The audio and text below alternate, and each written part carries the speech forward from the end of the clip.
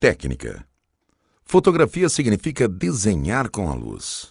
E por isso, para se obter boas imagens, é necessária a medição correta dessa iluminação. Toda máquina fotográfica é composta por alguns dispositivos que ajudam a medir a luz corretamente. A luz entra pela lente, passando pelo diafragma e em seguida pelo obturador, atingindo o sensor. Então, para a exposição correta da imagem, é preciso levar em conta o diafragma, obturador e o sensor, sendo que diafragma. O diafragma é um dispositivo que regula a abertura de um sistema óptico, controlando a quantidade de luz que atingirá o sensor. Nas câmeras profissionais, ele também tem outro papel. Ele define a profundidade do campo, ou seja, o desfoque. Em muitas câmeras compactas, é possível regular esse valor no modo manual, identificado pela letra F.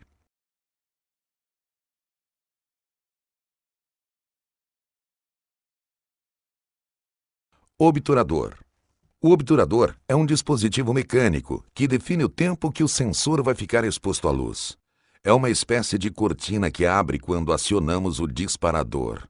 A velocidade do obturador é um dos fatores utilizados para alterar o resultado final de uma fotografia.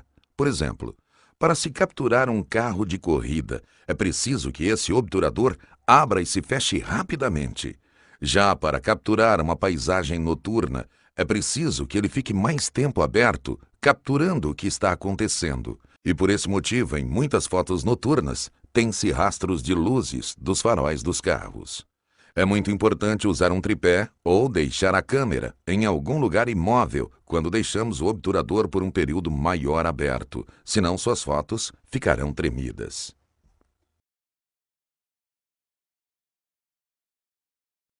Sensor. O sensor é uma das peças mais importantes nas câmeras digitais.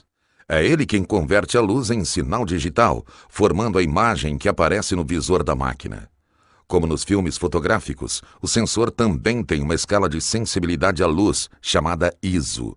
Quanto maior, mais luz é captada, mas, consequentemente, tem-se mais ruído. O ISO é muito usado quando precisamos tirar fotos em ambientes de pouca luz. Mas use com cautela esse recurso em câmeras compactas, pois seus sensores são menores e geram mais ruído. Outro elemento muito importante na fotografia são as lentes, que no caso das câmeras compactas, são lentes zoom. É importante saber que o zoom óptico é totalmente diferente do zoom digital, presente em muitas câmeras. O zoom óptico é real e produzido pelo conjunto de lentes, enquanto o zoom digital é virtual e feito via software e de baixa qualidade.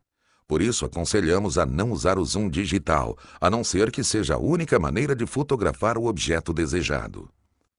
Para ajudar os usuários, os fabricantes colocam em suas câmeras modos de cenas, que são perfis pré-definidos que ajustam a câmera para as diferentes situações.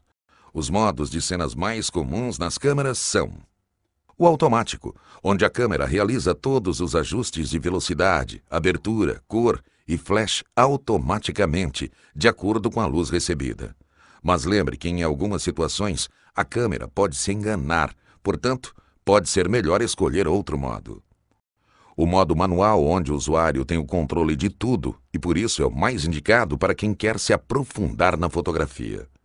O modo esporte ou ação, a câmera aumenta a velocidade e o ISO e por isso é o mais indicado para capturar imagens em movimento. O modo paisagem, a câmera utiliza pequenas aberturas para deixar tudo bem nítido. O modo retrato, a câmera aumenta a abertura para deixar o fundo levemente desfocado. No modo noturno, a câmera aumenta o tempo de exposição de modo a capturar imagens em ambientes de pouca luz. No entanto, é preciso tomar cuidado para não mexer a câmera para a imagem não sair tremida. Macro. O modo macro é ilustrado por uma flor, e nele a câmera consegue focalizar a distâncias bem pequenas. Esse modo serve para tirar fotos de objetos pequenos. E vale lembrar que a função macro pode ser ativada usando os outros modos da câmera. Composição. Para Cartier-Bresson, a composição deve ser uma de nossas preocupações constantes, até nos encontrarmos prestes a tirar uma fotografia. E então, devemos ceder lugar à sensibilidade. Com as novas câmeras digitais, temos o costume de apenas apontar e tirar a foto. E isso qualquer um faz. Um bom fotógrafo é aquele que analisa o ambiente, vê iluminação, o fundo e principalmente a composição.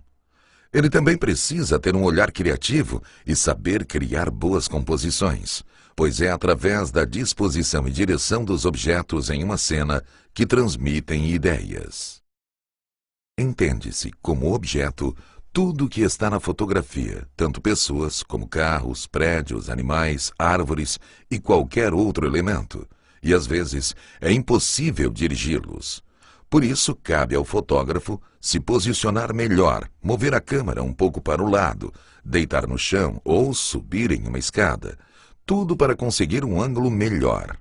E quando for possível dirigir, não tenha medo. Peça para a pessoa fingir, atuar e faça o que for preciso para a fotografia transmitir o sentimento que você deseja passar.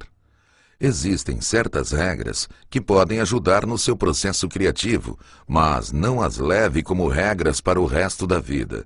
Às vezes é bom quebrá-las e levar em conta sua sensibilidade, mas para você que está aprendendo, é sempre bom saber quais são elas e como funcionam. A regra dos terços consiste em imaginar a área da fotografia dividida em 3 colunas verticais e horizontais. Os pontos formados pelas intersecções são os pontos de interesse e é onde se deve colocar o objeto mais importante da cena. Em imagens com movimento é muito importante considerar a direção do movimento do objeto e geralmente deixar um espaço à frente indicando o seu caminho, passando uma sensação de liberdade. Essa regra também é recomendada em imagens de pessoas onde o foco é a direção do olhar. Linhas são elementos muito comuns nas fotografias e, quando bem utilizadas, podem dar um bom impacto à imagem. São 3 tipos de linhas que podemos trabalhar: horizontais, verticais e diagonais. As horizontais dão certa tranquilidade ou descanso à imagem, como também servem para guiar os olhos da esquerda para a direita até o assunto principal. Linhas verticais são mais fortes e geralmente nos levam a pontos de fuga e nos mostram melhor a profundidade da imagem. É importante mantê-las o mais paralelo possível com os lados da foto.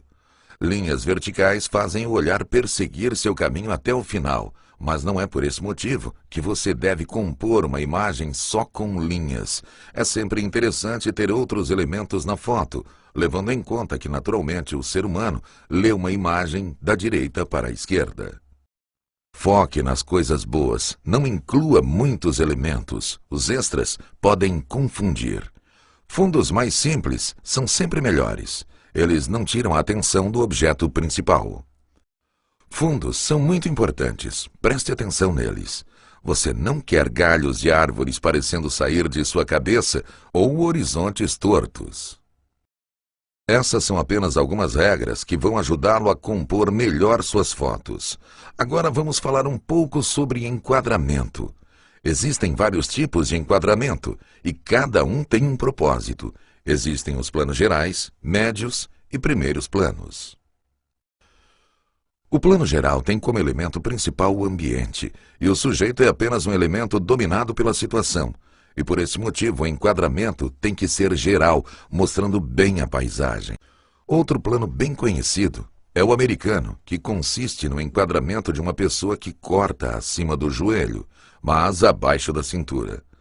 Esse era um plano bastante usado em filmes de faroeste, pois ele era ideal para enquadrar os personagens em duelos, pois permitia ver bem as pistolas. O plano médio mostra a pessoa da cintura para cima e é indicado para foto de 2 pessoas. Close-up, ou primeiro plano, mostra apenas os ombros e a cabeça e servem para captar as emoções expressas no rosto da pessoa. Primeiríssimo plano, super close, ou big close-up, mostra sua cabeça na tela e tem como objetivo revelar as características e emoções mais profundas do indivíduo. O plano de detalhe, ou extreme close-up, Servem para enquadrar detalhes como, por exemplo, olhos, boca, um anel no dedo. Basicamente detalhes que passariam despercebidos em planos maiores, e por esse motivo ele é muito usado para fotos de joias. Iluminação. Entender e dominar a iluminação leva tempo, mas é essencial que todo fotógrafo conheça e a domine, pois a luz é a alma da fotografia, e ao entender isso você reduzirá o número de fotos perdidas e destacará a beleza da iluminação em suas fotos. Uma simples mudança na direção ou tipo de luz pode alterar todo o sentido de uma imagem. É preciso saber aproveitar ao máximo as fontes de luzes naturais e artificiais, e já que temos como única iluminação natural o Sol, que é uma fonte de luz inesgotável, só é preciso conhecê-lo para tirar o maior proveito de seu poder. É preciso saber que o Sol pode fornecer luzes totalmente diferentes de acordo com os horários e condições climáticas.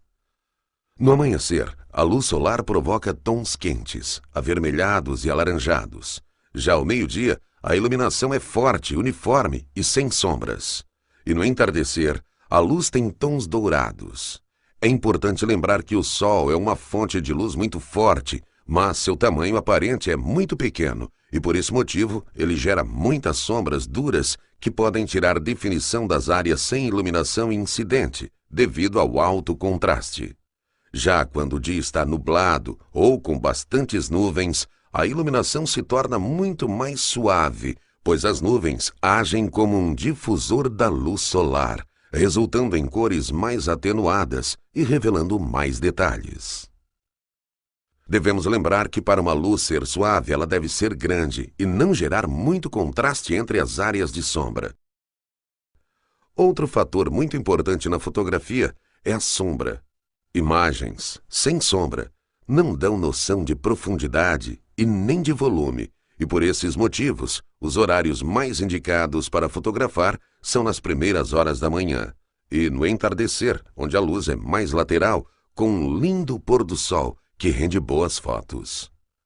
Muito utilizado na fotografia é o contraluz, onde a iluminação atrás do objeto é mais forte que a iluminação à frente, dando efeito de silhueta que é muito interessante. Agora, se o objetivo é tirar uma foto com o pôr do sol com um objeto perfeitamente iluminado, é preciso usar alguma iluminação adicional ou um rebatedor para iluminar. Nesses casos, você vai perceber que as fotos ficarão com tons bem quentes e, quando for preciso, é possível corrigi-las com o white balance. O white balance nada mais é do que o balanço de branco. É com ele que definimos a coloração correta da imagem. Afinal, cada iluminação tem uma cor, luzes incandescentes, fluorescentes, flash, sol, e para reproduzir as cores corretas da cena, é preciso fazer esse ajuste de acordo com a iluminação usada. Quando a luz natural não está forte o suficiente ou é inexistente, é preciso recorrer às luzes artificiais.